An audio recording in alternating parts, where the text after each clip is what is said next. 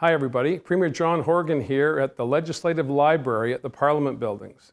There are over 500,000 books in this library, one of which I'm going to read to you today.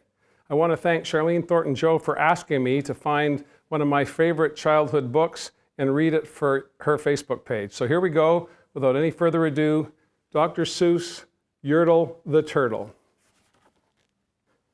On the faraway island of Salamassond, Yertle the Turtle was king of the ponds. A nice little pond. It was clean, it was neat. The water was warm, there was plenty to eat. The turtles had everything turtles might need, and they were all happy, quite happy indeed. They were until Yertle, the king of them all, decided the kingdom he ruled was too small. "I'm ruler," said Yertle, "of all that I see, but I don't see enough. That's the trouble with me. With this stone for a throne, I look down on a pond, but I cannot look down to the places beyond. This throne that I sit on is too low down. I ought to be higher," he said with a frown. "If I could sit higher, much greater I'd be. What a king, what a ruler I could see."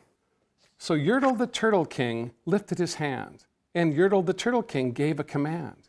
He ordered 9 turtles to swim to his stone, and using these turtles, he built a new throne. He made each turtle stand on another one's back, and he piled them up in a 9-turtle stack. And then Yertle climbed up and he sat on the pile. What a wonderful view! He could see most a mile. "All mine," Yertle cried, "all the things I now rule. I'm king of a cow and I'm king of a mule.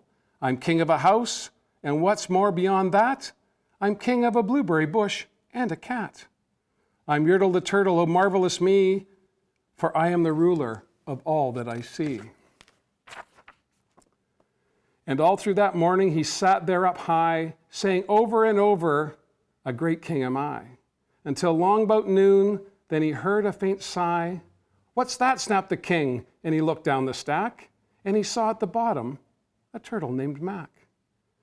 Just a part of his throne, and this plain little turtle looked up and he said, "Beg your pardon, King Yertle.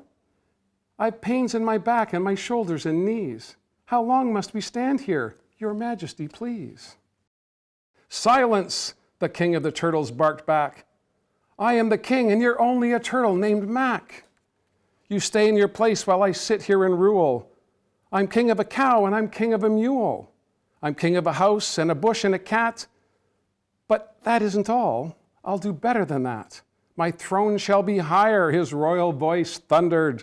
"So pile up more turtles. I want 'bout 200. "Turtles, more turtles," he bellowed and brayed, and the turtles way down in the pond were afraid. They trembled, they shook, but they came, they obeyed. From all over the pond, they came swimming by dozens, whole families of turtles with uncles and cousins. And all of them stepped on the head of poor Mac. One after another, they climbed up the stack. Then Yertle the Turtle was perched up so high, he could see 40 miles from his throne in the sky. "Hooray," shouted Yertle, "I'm king of the trees, I'm king of the birds, and I'm king of the bees. I'm king of the butterflies, king of the air. Ah me, what a throne, what a wonderful chair. I'm Yertle the Turtle, oh marvelous me, for I am the ruler of all that I see." Then again from below, in the great heavy stack, came a groan from the plain little turtle named Mac. "Your Majesty, please, I don't like to complain, but down here below we are feeling great pain. I know up on top you are seeing great sights, but down at the bottom we too should have rights. We turtles can't stand it, our shells will all crack. Besides, we need food, we are starving," groaned Mac. "You hush up your mouth," howled the mighty King Yertle.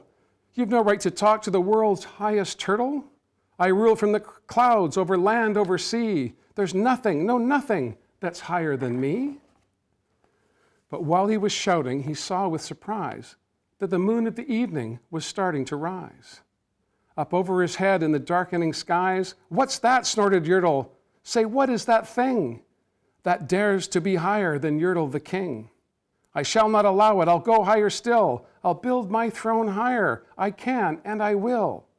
I'll call some more turtles, I'll stack them to heaven. I'll need about 5,607. But as Yertle, the turtle king, lifted his hand and started to order and give the command, that plain little turtle below in the stack, that plain little turtle whose name was just Mac, decided he'd had enough, and he had. And that plain little lad got a little bit mad. And that plain little Mac did a plain little thing. He burped, and his burp shook the throne of the king. And Yertle the turtle, the king of the trees, the king of the air and the birds and the bees, the king of the house and a cow and a mule, well, that was the end of the turtle king's rule. For Yertle, the king of all Salem-Asond, fell off his high throne and fell plunk in the pond. And today, that great Yertle, that marvelous he, is the king of the mud. That's all he can see.